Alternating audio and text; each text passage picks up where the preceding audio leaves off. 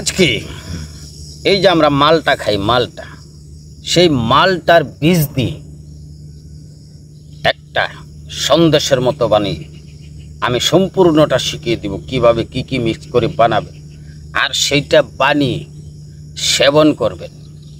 রাত্রে খাওয়ার পরে সেবন করে যখন আপনি বাবির কাছে যাবেন, সারাটা রাত আপনার চলবে, খেলা থামবে না। এটা ইন্ডিয়ান টিপস।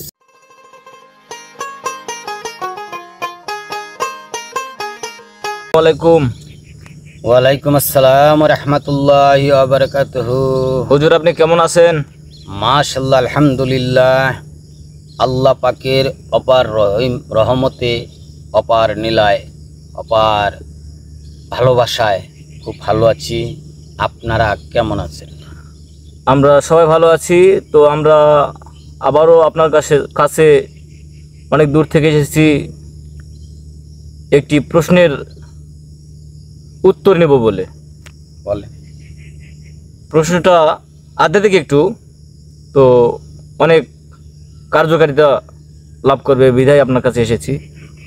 প্রশ্নটা হচ্ছে, আমাদের এই পুরুষ দেহে এমন কি কৌশল দিলে আমাদের যৌবন শক্তি চাঙ্গা হবে, মন ফুরফুরে থাকবে, আমাদের দীর্ঘ সময় নিয়ে আমরা কাজ করতে পারবো, স্ত্রীর সহবাস করতে পারবো? এমন যদি কোনো ওষুধ আপনার কাছে জানা থাকে তো আমাদের কাছে বলবেন। ধন্যবাদ আপনাকে।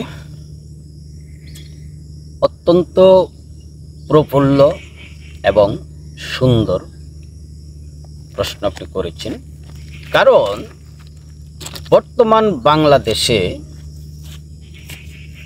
আমাদের প্রত্যেকটা খাবারে রয়েছে কেমিক্যাল মেশানো, আর আমরা সেই কেমিক্যাল জাতীয় খাবার খেয়ে খেয়ে আমাদের যৌবন শক্তি, যৌন শক্তি, আমাদের মার্দামি শক্তি, আমাদের শারীরিক শক্তি সেটা কমে গেছে। আর সেজন্যে আমরা অনেক সময় আমাদের স্ত্রীদের কাছে লজ্জিত হই।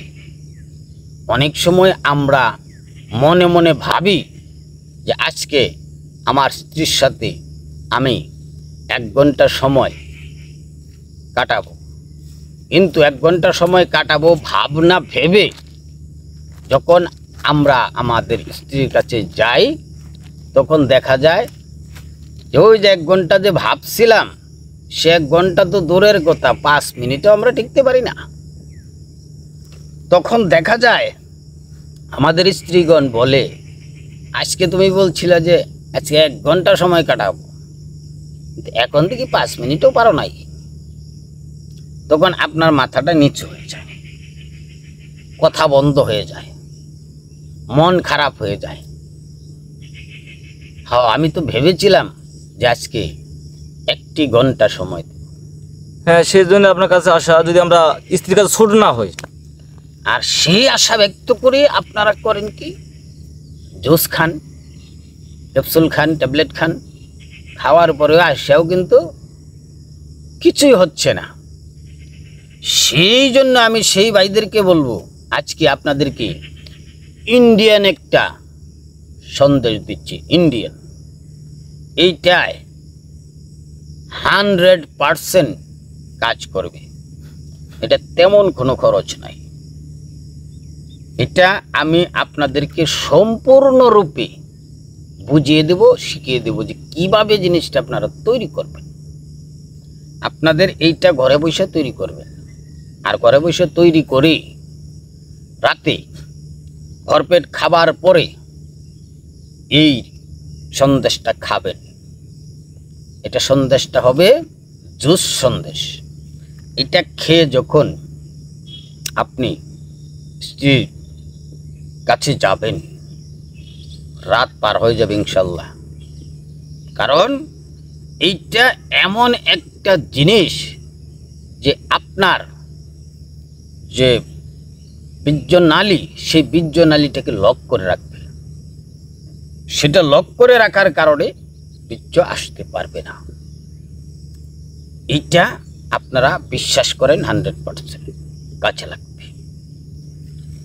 আসুন আমরা জেনে নিই প্রথম আমরা কি করব। এই যে আমরা মালটা খাই, মালটা মালটার ভিতরে বীজ থাকে না, বীজগুলি আমরা কি করি, ফেলে দিই। আপনারা এই মালটার ভিতরের বীজ ফেলবেন না। মালটার ভিতরের বীজ, কমলার ভিতরের বীজ, এগুলি জড়ো করবেন, এতগুলি পরিমাণ জড়ো করবেন, করে এটাকে ব্লেন্ডার করে জুস বানাবেন।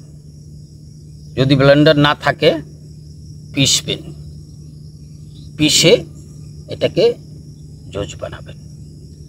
তার সাথে আপনারা 3 কোয়া রসুনের জুস বানাবেন। ব্লেন্ডার না থাকলে পিষে এটা মিশাবেন। তার সাথে আপনারা 5টা লবঙ্গ মিশিয়ে, মানে এটাকে পিষে জুস বানাবেন। জুস বানিয়ে এর সাথে মিশাবেন। তারপর একটা এলাচ দিবেন, সাদা এলাচ একটা এলাচ পিষে তার সাথে মিশাবেন। ওইটা মিশিয়ে তারপরে আমি কি কি বলছি যদি আপনাদের মনে না থাকে লিখে রাখবেন, সাথে সাথে লিখে রাখবেন। আর এইটাই 100 কাজ করবে, এটা গ্যারান্টি। এটার মধ্যে কোনো রকম সলসাতুরি নাই, কোনো রকম ডিফেক্ট নাই, কোনো রকম সাইড এফেক্ট নাই। এটা খাইলে আপনি 100% পারফর্ম পাবেন। এটা ইন্ডিয়ান এক কবিরাজের কাছ থেকে আমি শিখেছি। এটা মারাত্মক একটা জিনিস হতে যাচ্ছে আজকে। তার সাথে আপনারা অল্প পরিমাণের মধু মিশাবেন, অল্প পরিমাণের মধু মিশিয়ে তারপর ভালো করে ঘেটে ভালো করে চামচ দিয়ে মিশিয়ে তারপর রাতে ভরপেট খাওয়ার পরে আপনারা এটা খেয়ে নেবেন। খাওয়ার কিছুক্ষণ পর, আধা ঘন্টা, 1 ঘন্টা, 2 ঘন্টা গেলেও সমস্যা নাই, 20 মিনিট পর গেলেও সমস্যা নাই। এই সন্দেশটা খাওয়ার পরে 20 মিনিট পর যখন আপনারা আপনার স্ত্রীর কাছে যাবেন, স্ত্রী খুশি হয়ে আপনাকে জড়িয়ে ধরবে। আর সেই দিন আপনাকে চুমু খাবে, 10টা 20টা চুমু খাবে। তো আপনি এই সন্দেশটা আজকেই তৈরি করুন এবং আজকেই সেবন করুন এবং আজকেই ট্রাই করুন।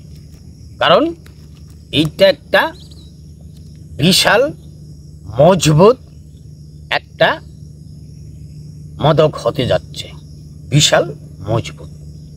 এইটা খাইলে আপনাদের আর কথা নাই, রূপ যৌবন এবং মাধ্যমী শক্তি আকাশ ছোঁয়া থাকবে ইনশাআল্লাহ তাআলা।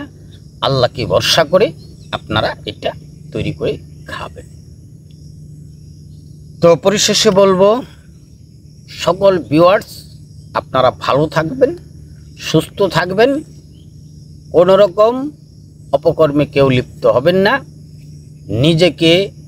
নিজে সবসময় সুস্থ রাখার চেষ্টা করবেন, পরিশুদ্ধ রাখার চেষ্টা করবেন, ভালো রাখার চেষ্টা করবেন, পিতামাতাকে সম্মান করবেন, মুরব্বীদেরকে সম্মান করবেন, ছোটদেরকে স্নেহ করবেন। তো এই পর্যন্ত আজকে বিদায় নিচ্ছি। আসসালামু আলাইকুম ওয়া রাহমাতুল্লাহি ওয়া বারাকাতুহু।